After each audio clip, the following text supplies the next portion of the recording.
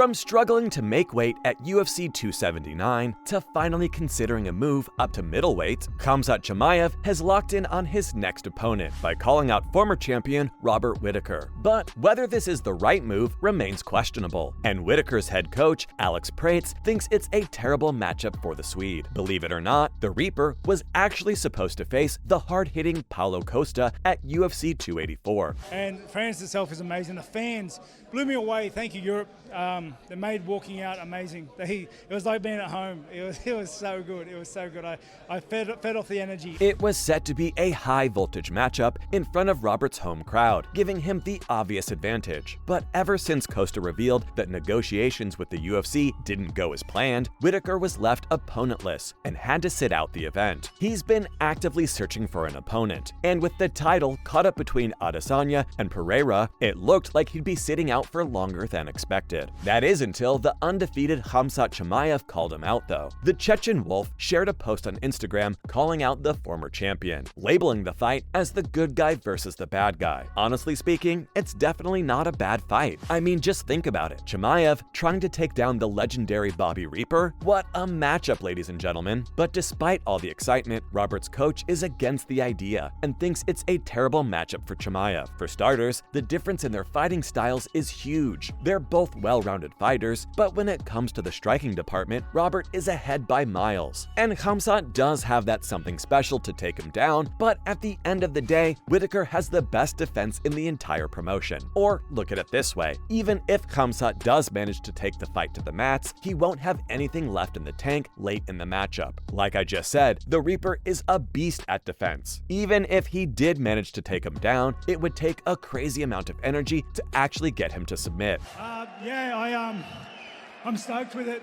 All the respect to Vettori. That's why I had to push back the fight the first time, because you needed the fitness to be able to hurt him the whole time. He did not go away. I was hurting him. He just weighed out the round, letting his opponent do all the work. And when Khamzat's all powerless and exhausted, the disparity in their striking will be massive. Since the former champion is naturally a better striker, he'll have that edge when Chimaev doesn't have enough gas in the tank to fend off those dangerous swipes. And if you ask me, if things play out the way his coach thinks they will, the Chechen Wolf might just get knocked out for the first time in his career. But then again, judging from his past performances, I'd be a fool to count Khamzat out. It's like he's a different fighter every time he steps inside the octagon. Like that last fight against Kevin Holland? What a performance! He didn't even give him a second. Khamzat was on top from the very first second, and honestly speaking, it was one of the most dominant performances I've ever seen. So, if Whittaker accidentally slips and finds himself in a bad position, I don't think Chimaev would ever let that opportunity go to waste. So yeah, I agree with his coach about the whole striking disparity, but I don't think it's that bad of a matchup. But even if Khamzat does manage to get past all that, what's he gonna do about his cardio? Going up against Whittaker late in the third or fourth is not everyone's cup of tea. I mean, the guy is literally a beast at pacing himself. I've rarely seen him run out of gas. But Khamzat, well, let's just say he doesn't particularly enjoy the later rounds of the fight. I think it might just be part of his strategy. He tries to finish things off as soon as he can, but requires a lot of firepower.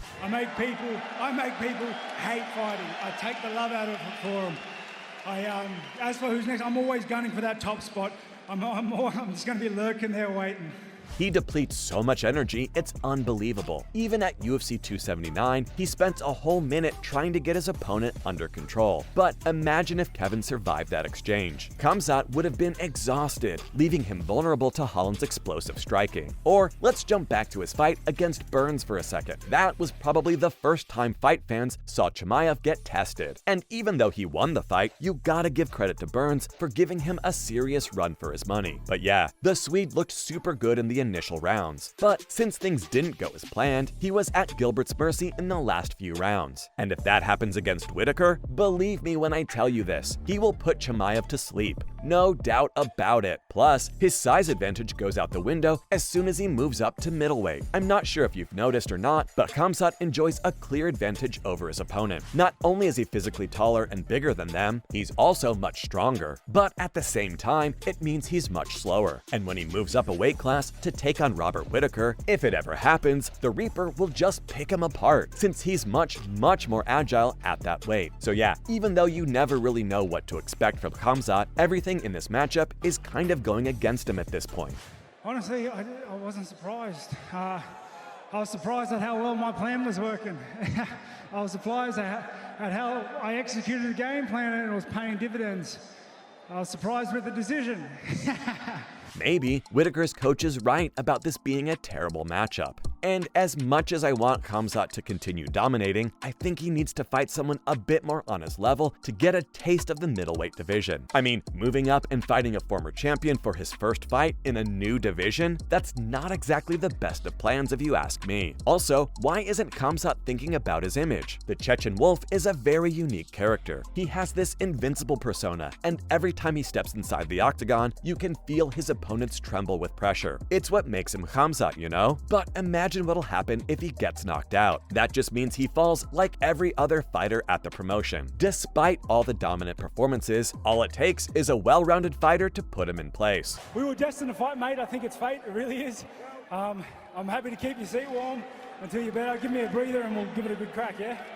First of all, Robert, that was an awesome fight. Romero, well done. I wanted to come here and talk a lot, but it was an awesome fight.